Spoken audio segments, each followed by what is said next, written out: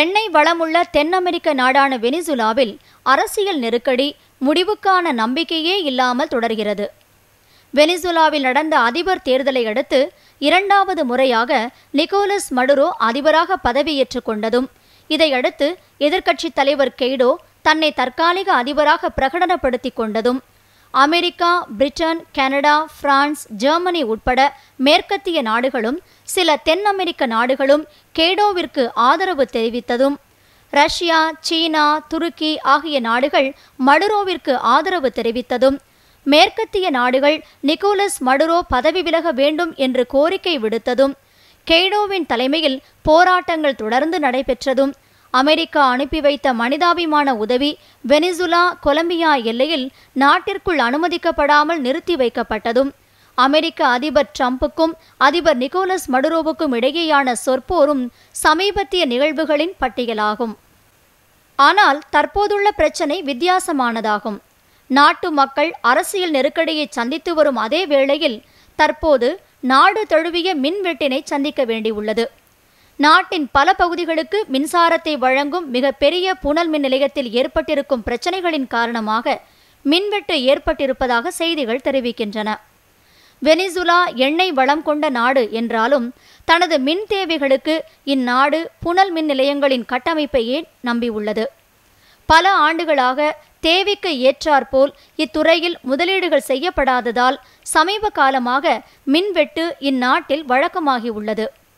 நாட்டின் பல்வேறு இடங்களில் நடைபெறும் போராட்டங்களின் இடையே நாடு தழுவிய இந்த மின்வெட்டு மக்களின் பிரச்சினைகளை அதிகப்படுத்தியுள்ளது.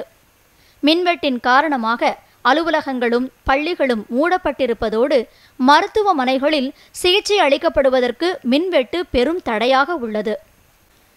இதற்கிடையே அதிபர் நிக்கோலஸ் மடுரோ தற்போதைய மின்வெட்டு எதிர்க்கட்சிகளின் சதி வேலை என்று கூறியுள்ளார்.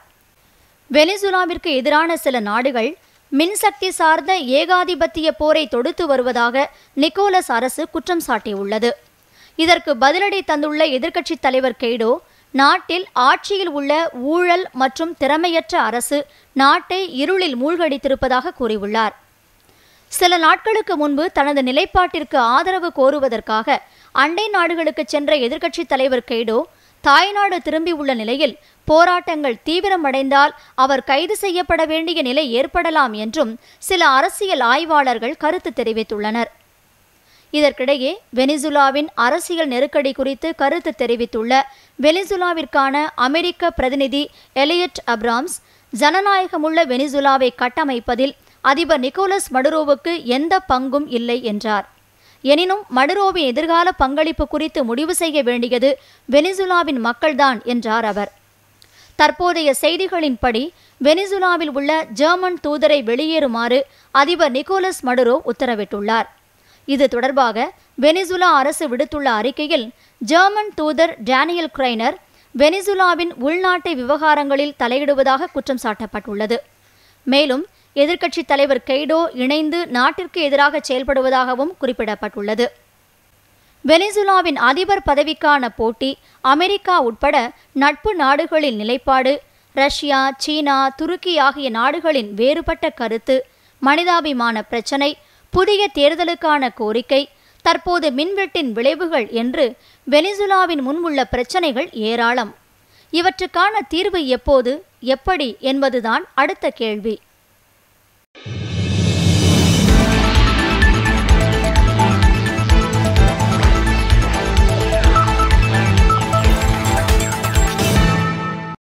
ஐரோப்பிய ஒன்றியத்திலிருந்து பிரிட்டன் விலகுவதற்கான ஒப்பந்தம் பிரிட்டிஷ் நாடாளுமன்றத்தில் நிறைவேற்றப்படவில்லை எனில் பிரிட்டன் ஐரோப்பிய ஒன்றியத்திலிருந்து விலகாமலேயே இருக்கக்கூடும் என்று பிரிட்டிஷ் பிரதமர் தெரேசா மே கூறியுள்ளார்.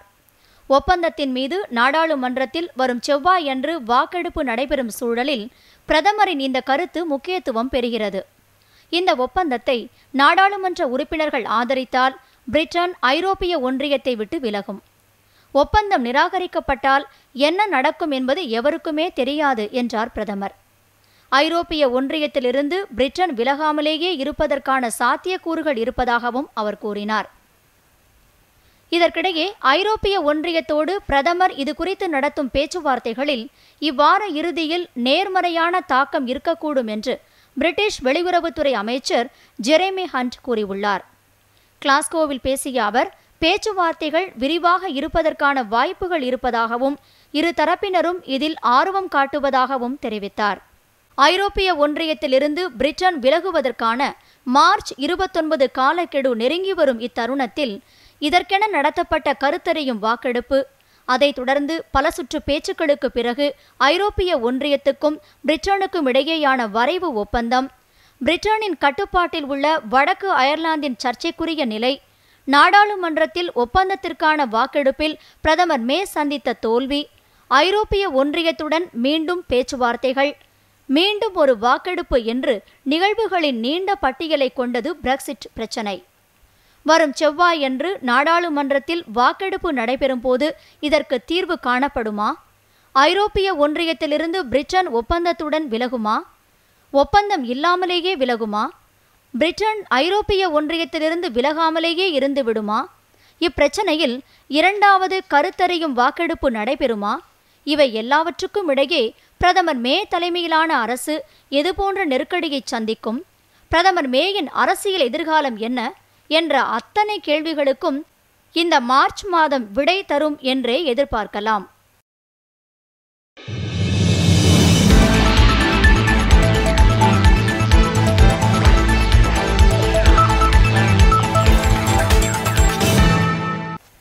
சிரியாவில் உள்நாட்டுப் போர். இந்த சொற்றொடர் கடந்த 8 ஆண்டுகளாக உலகச் செய்திகளை ஆக்கிரமித்து வருகிறது. 2011ஆம் ஆண்டு மார்ச் மாதம் 6ஆம் தேதியன்று மக்கள் இந்த ஆட்சியின் வீழ்ச்சியை விரும்புகிறார்கள் என்ற பொருள்பட தேரா நகரின் சுவர்களில் எழுதப்பட்ட வாசகம்தான் இந்த உள்நாட்டு போர் தொடங்க காரணமானது. இவ்வாசகத்தை எழுதிய சில இளைஞர்கள் சிரியாவின் பஷர் அல் அசாத் தலைமையிலான அரசு ஜனநாயக சீர்திருத்தங்களை அறிமுகப்படுத்த வேண்டும், அரசியல் சுதந்திரம் வழங்கப்பட வேண்டும், ஊழல் ஆட்சி முடிவு பெற வேண்டும் என்ற கோரிக்கைகளை முன்வைத்து போராட்டங்களில் ஈடுபட்டனர். போராட்டங்களை கட்டுப்படுத்தும் நோக்கத்தோடு அசாத் தலைமையிலான அரசு இளைஞர்களை கைது செய்தது. இப்போராட்டங்கள் தீவிரமடைந்ததை அடுத்து கைது செய்யப்பட்ட இளைஞர்கள் விடுதலை செய்யப்பட்டனர். அதோடு அதிபர் அசாத் தொலைக்காட்சி மூலமாக நாட்டு மக்களுக்கு உரையாற்றினார். இதையடுத்து 2011ஆம் ஆண்டு ஏப்ரல் மாதம் 29ஆம் தேதியன்று நாடு தழுவிய போராட்டங்கள் நடைபெற்றன. போராட்டங்களை கட்டுப்படுத்த அரசு போர் கருவிகளையும் கண்ணீர் புகையையும் பயன்படுத்தியதாக செய்திகள் வெளியாயின. வன்முறை தலை தூக்கியது. இத்தருணத்தில் ஐநாவின் அன்றைய பொதுச் செயலாளராக இருந்த பான் கி மூன் போராட்டக்காரர்கள் மீதான தாக்குதலுக்கு கண்டனம் தெரிவித்தார். இந்த பின்னணியில் உள்நாட்டு போர் வலுப்பெற்றுக் கொண்டிருந்த அதே நேரத்தில் அல் கைதா பயங்கரவாத இயக்கத்தின் ஒரு பிரிவான நஸ்ரா பயங்கரவாத இயக்கம் சிரியாவில் கால் ஊன்றியது. அடுத்த நடவடிக்கையாக IS பயங்கரவாத இயக்கம் சிரியாவின் அலெப்போ நகரை தனது முக்கிய நகரமாக பிரகடனப்படுத்திக் கொண்டது. இதையடுத்து அமெரிக்கா தலைமையிலான நட்பு நாடுகள் IS பயங்கரவாத இயக்கத்தை எதிர்கொள்வதற்கு வான்வழி தாக்குதல்கள் நடத்த தொடங்கின. அமெரிக்கா களத்தில் இறங்கியவுடன் ரஷ்யா ஆசாதுக்கு ஆதரவு தெரிவித்தது. இந்த கட்டத்தில் அமெரிக்காவிற்கும் ரஷ்யாவிற்கும் இடையே அதிகார போருக்கு ஒரு களமாக மாறியது சிரியா. IS பயங்கரவாதத்திற்கு எதிரான நடவடிக்கைகள் என்ற பெயரில் அரசுக்கு எதிரான கிளர்ச்சியாளர்கள் மீது அரசு நடத்தும் தாக்குதலுக்கு ரஷ்யா துணை போவதாக அமெரிக்கா குற்றம் சாட்டியது.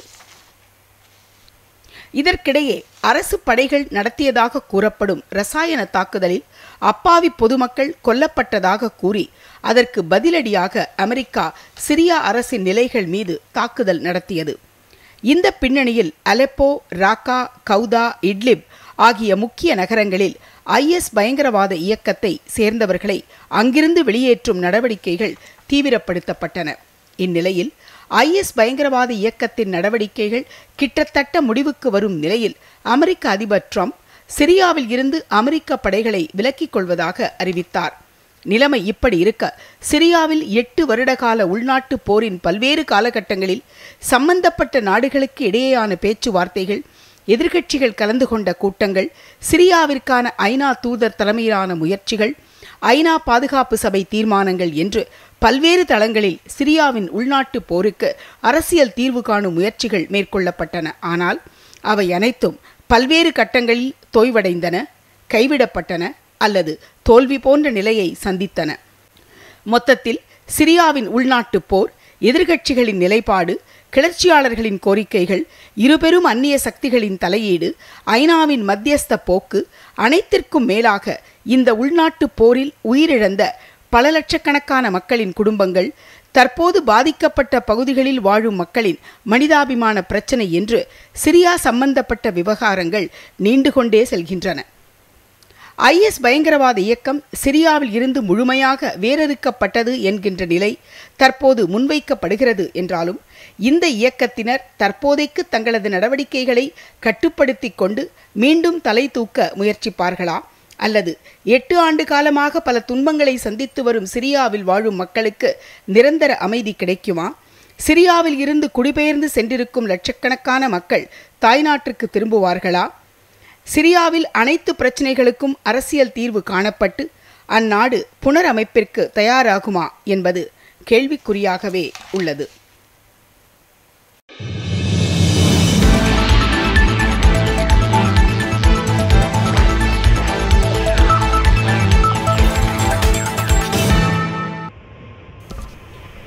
நூற்று 49 பயணிகளையும் 8 பணியாளர்களையும் ஏந்திச் சென்ற இத்தியோப்பியா ஏர்லைன்ஸ் விமானம் இத்தியோப்பியா தலைநகர் அடிஸ் அபாபா அருகே விபத்துக்குள்ளானதில் அனைவரும் உயிரிழந்திருக்கக்கூடும் என்று அஞ்சப்படுகிறது. இவ்விபத்தில் உயிரிழந்தவர்களின் குடும்பங்களுக்கு இத்தியோப்பிய அரசு ஆழ்ந்த இரங்கல் தெரிவித்துள்ளது.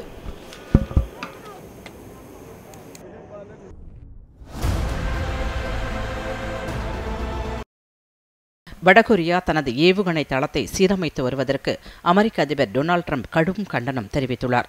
சமீபத்தில் வியட்நாம் தலைநகர் ஹெனாயில் அமெரிக்க அதிபர் ட்ரம்புக்கும் வடகொரிய தலைவர் கிம் ஜாங் உன்னுக்கும் இடையேயான 2வது உச்சி மாநாடு தோல்வியில் முடிவடைந்தது.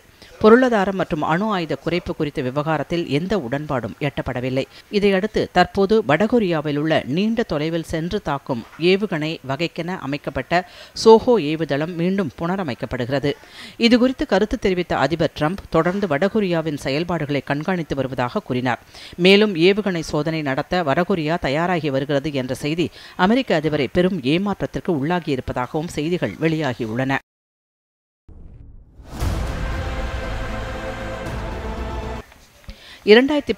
ஆண்டு நடந்த அமெரிக்க அதிபர் தேர்தலில் ஜனநாயக கட்சி வேட்பாளரும் முன்னாள் வெளியுறவுத்துறை அமைச்சரும் நியூயார்க் மாநில செனட் உறுப்பினருமான ஹிலாரி கிளின்டன் அடுத்த வருடம் நடைபெறும் அமெரிக்க அதிபர் தேர்தலில் தாம் போட்டியிடப் போவதில்லை என்று கூறியுள்ளார். தொலைக்காட்சிக்கு பேட்டியளித்த அவர் தாம் அதிபர் தேர்தலில் போட்டியிடவில்லை என்றாலும் தாம் தொடர்ந்து கருத்து தெரிவிக்க இருப்பதாகவும் தாம் எதை நம்பினாலும் அதை நிலைப்பாட்டில் உறுதியாக இருக்கப் போவதாகவும் கூறினார். நாட்டில் தற்போது நிலை வருத்தம் அளிப்பதாக கூறிய ஹிலாரி கிளின்டன் தற்போதைய நிர்வாகம் தனது வாக்குறுதிகளை நிறைவேற்றவில்லை என்பதை எடுத்துக் கூற வேண்டியது அவசியம் என்றார்.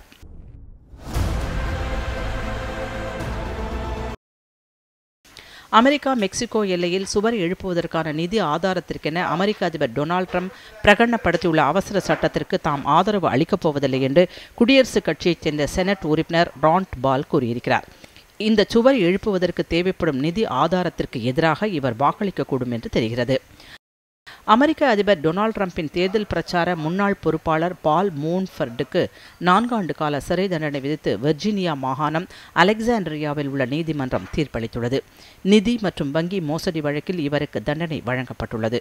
இத்தீர்ப்பு குறித்து கருத்து தெரிவித்த அதிபர் ட்ரம்ப் தாம் மிகவும் வருந்துவதாக கூறியுள்ளார்.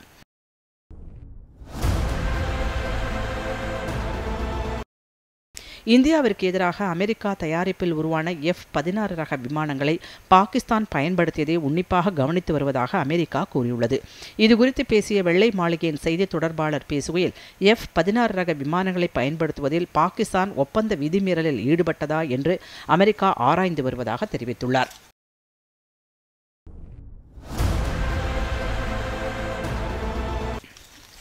சவுதி அரேபியாவில் மனித உரிமைகள் தொடர்ந்து மீறப்பட்டு வருவதாக 36 நாடுகள் குற்றம் சாட்டியுள்ளன. ஐநா சபையின் மனித உரிமை கவுன்சிலில் இது தொடர்பாக வழங்கப்பட்டுள்ள கடிதத்தில் 36 நாடுகள் கையெழுத்திட்டுள்ளன. சவுதி பத்திரிகையாளர் ஜமால் கசோகி கொல்லப்பட்ட விவகாரத்தில் அனைத்து தகவல்களும் வெளிக்கொண்டு வரப்பட வேண்டும் என்று அந்த கடிதத்தில் குறிப்பிடப்பட்டுள்ளது. மேலும் சவுதி அரேபியா சிறையில் அடைக்கப்பட்டுள்ள மனித உரிமை ஆர்வலர்கள் விடுதலை செய்யப்பட வேண்டும் என்று தெரிவிக்கப்பட்டுள்ளது. ஐரோப்பிய ஒன்றியம், ஆஸ்திரேலியா, கனடா, நார்வே, நியூசிலாந்து உள்ளிட்ட நாடுகள் இந்த கடிதத்தில் கையெழுத்திட்டுள்ளன.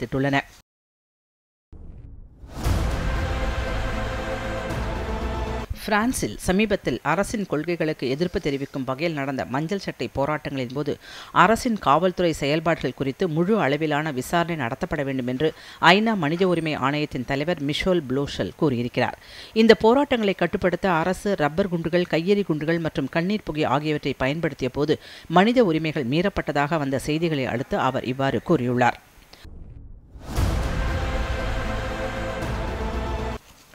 அல்ஜீரியா தலைநகர் அல்ஜியர்ஸில் அந்நாட்டு அதிபர் அப்தல் அஜீஸ் பௌட்டி ஃபலிகாவின் 20 ஆண்டு கால ஆட்சியை எதிர்த்து வழக்கறிஞர் பங்கேற்ற போராட்டங்கள் நடைபெற்றன. 82 வயது அதிபர் 2013ஆம் ஆண்டு முதல் ஜெனீவா மருத்துவமனை ஒன்றில் சிகிச்சை பெற்று வருவதாக செய்திகள் தெரிவிக்கின்றன. அடுத்த மாதம் 18ஆம் தேதியன்று நடைபெறவிருக்கும் அதிபர் தேர்தலில் இவர் போட்டியிடுவதற்கான வேட்புமனு தாக்கல் செய்திருப்பதற்கு போராட்டக்காரர்கள் எதிர்ப்பு தெரிவித்தனர்.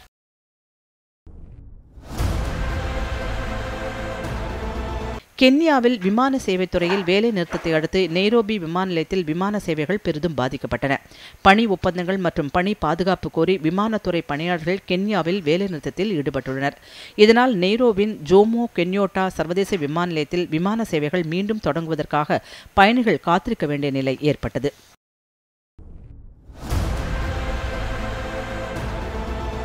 ஆப்கானிஸ்தானில் அந்நாட்டின் சிறப்பு படையினர் குந்தூஸ் மாகாணத்தில் நடத்திய தாக்குதலில் 27 தாலிபான் தீவிரவாதிகள் கொல்லப்பட்டனர்.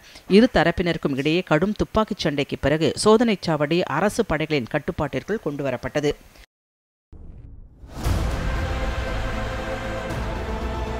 ஆப்கானிஸ்தானில் கட்டுமான நிறுவனத்தின் மீது பயங்கரவாதிகள் நடத்திய தாக்குதலில் 16 பேர் உயிரிழந்தனர். தலைநகர் காபூலில் உள்ள விமான நிலையத்திற்கு அருகே அமைந்துள்ள இந்த நிறுவனத்தின் மீது பயங்கரவாதிகள் தாக்குதல் நடத்தியதாக செய்திகள் தெரிவிக்கின்றன. பயங்கரவாதிகளுக்கும் பாதுகாப்பு படையினருக்குமான துப்பாக்கிச் சண்டை பல மணி நேரங்களுக்கு நடந்ததாகவும் தெரியவந்துள்ளது.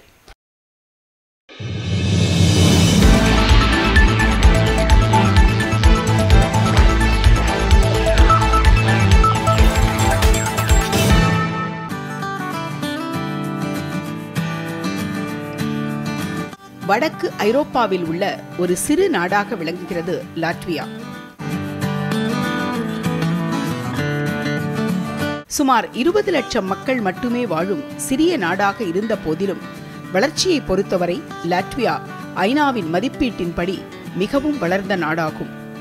வடக்கு ஐரோப்பாவின் பாரிஸ் என்று அழைக்கப்படும் இந்நாட்டின் தலைநகரமான ரீகாவில் உலகிலேயே மிக வேகமாக இயங்கும் இணையதள வசதியை பெறலாம். 2ஆம் உலகப் போரில் பல்லாயிரக்கணக்கான மக்களின் உயிரிழப்பை சந்தித்த லாட்வியா அதற்கு பிறகு பெரும் வளர்ச்சியை கண்டுள்ளது. 12,000 ஆறுகள், 3,000 ஏரிகள், 54% வனப்பகுதி என்று ஐரோப்பாவின் மிக பசுமையான நாடாக விளங்குகிறது லாட்வியா. இந்நாட்டின் தேசிய கொடியானது 1280ஆம் ஆண்டு முதல் ஒரே வடிவத்தை கொண்டு உலகிலேயே அதிக வருடங்களாக பயன்படுத்தப்படும் தேசிய கொடி என்ற சிறப்பை பெற்றுள்ளது. உலகெங்கிலும் பயன்படுத்தப்படும் ஆடை வகையான ஜீன்ஸ் இந்நாட்டை சேர்ந்த ஜாக்கப் டேவிஸ் என்பவரால் அறிமுகப்படுத்தப்பட்டது என்பது குறிப்பிடத்தக்கது. வழக்குகளை சந்திக்காமலேயே, குற்றவாளியாக இல்லாமலேயே சிறையில் இருக்கும் ஒரு கைதியின் அனுபவம் வேண்டும் என்றால் இந்த நாட்டுக்கு சென்று சிறையில் தங்கி அந்த அனுபவத்தை பெறலாம். அதற்கான வசதியும் வழிவகைகளும் இங்கு செய்யப்பட்டுள்ளன. உலகிலேயே அதிகமான பெண் கூடைப்பந்தாட்ட வீராங்கனைகளை வழங்கிய இந்த நாடு ஐஸ் ஹாக்கியின் சிறப்பு களமாகவும் விளங்குகிறது. ஐரோப்பாவின் லாட்வியா நாடு சிறியதுதான், ஆனால் சிறப்புகளை பொறுத்தவரை பெருமை உடையது என்று கூறுவது பொருத்தமாகும்.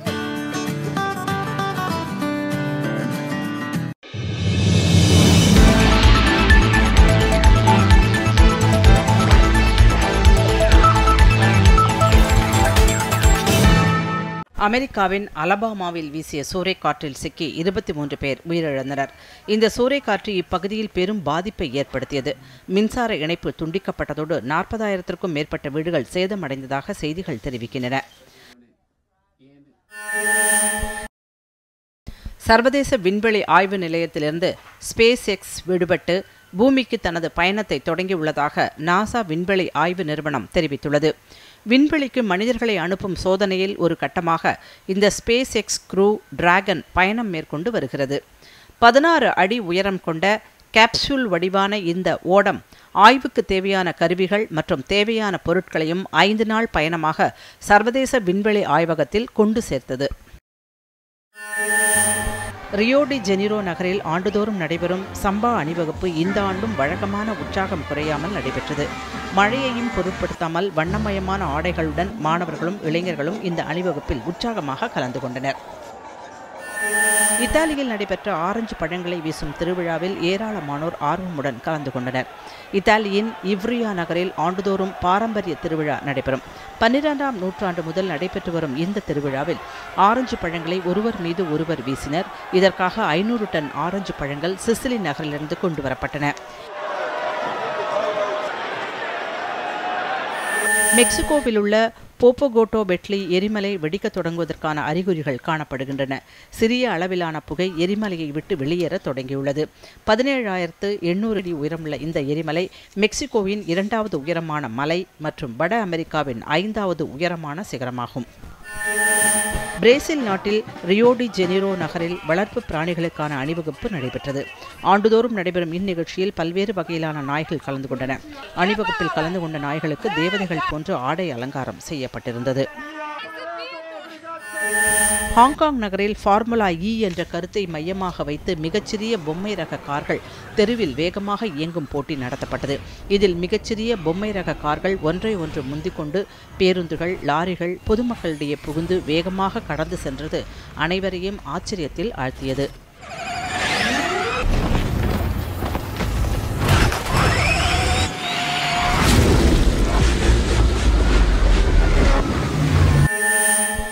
மெக்சிகோவில் நடைபெற்ற அதிவேக கார் பந்தய போட்டியில் பெல்ஜியம் வீரர் நியூவலி வெற்றி பெற்றார். மெக்சிகோவில் லியோன் நகர பகுதியில் 2019ஆம் ஆண்டிற்கான கார் பந்தய போட்டி நடைபெற்றது. இந்த போட்டியில் பன்னாட்டு வீரர்கள் பங்கேற்று மின்னல் வேகத்தில் கார்களை புழுதி பறக்க ஓட்டிச் சென்றனர்.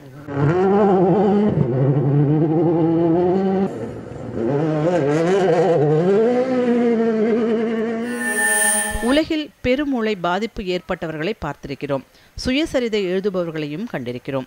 ஆனால் பெருமூளை பாதிப்புள்ள ஒருவர் மடிக்கணினியை பயன்படுத்தி தனது சுயசரிதத்தை மூக்கினை கொண்டு எழுதியிருப்பது முயற்சியின் உச்சகட்டம் என்றே கூறலாம். இங்கிலாந்தைச் சேர்ந்த ஜோஸ் பேரி இந்த பெரும் முயற்சியை 9 ஆண்டுகளில் செய்து முடித்திருக்கிறார். தனது சுயசரிதையை மற்றொருவர் எழுதுவதை விட தாம் அதற்கு படைப்பாளியாக இருப்பது மனநிறைவு தருவதாக அவர் கூறியுள்ளார். அது மட்டுமல்லாது தன்னை போன்று இருப்பவர்கள் தங்களது கனவுகளை நனவாக்கிக் கொள்வதற்கு விழிப்புணர்ச்சியை ஏற்படுத்துவதே தனது நோக்கம் என்றார் அவர். ஜப்பானைச் சேர்ந்த 116 வயது கானோ தானாகோ உலகின் மிக மூத்த பெண்மணியாக கின்னஸ் உலக சாதனை அமைப்பால் அங்கீகரிக்கப்பட்டிருக்கிறார். ஜப்பானின் தென்மேற்கு பகுதியில் உள்ள ஃபுகுகாவில் வாழும் இவரது சாதனையை பாராட்டி இவர் வாழ்ந்து வரும் மருத்துவமனையில் குடும்பத்தினர் கொண்டாட்டங்களில் ஈடுபட்டனர். 1903ஆம் ஆண்டு ஜனவரி மாதம் பிறந்த தனாகா கணிதத்தின் மீது மிகுந்த ஈடுபாடு கொண்டவராவார்.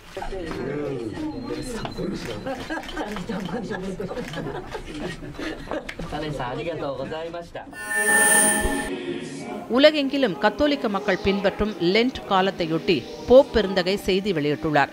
வெற்றி, அதிகாரம், உடைமைகள் என்ற அனைத்தும் காற்றில் மறைந்துவிடும், தூசி போன்றவை என்று அவர் கூறியுள்ளார். நாம் எவ்வளவு கடுமையாக வேலை செய்தாலும் நாம் சேர்க்கும் செல்வம் நம்மோடு வராது. உடைமைகள் யாவும் நிரந்தரமற்றவை. அதிகாரம் மறைந்துவிடக்கூடியது, வெற்றி தேய்ந்துவிடக்கூடியது என்று அவர் கூறியுள்ளார். அமெரிக்காவின் கலிபோர்னியாவின் வான் பகுதியை அலங்கரித்தன கண்ணுக்கு விருந்து படைக்கும் பிரம்மாண்டமான மின்னல் காட்சிகள். கண்ணுக்கு அரிய காட்சிகளான இவை பலரால் படம் பிடிக்கப்பட்டு வலைதளங்களில் வலம் வந்தன.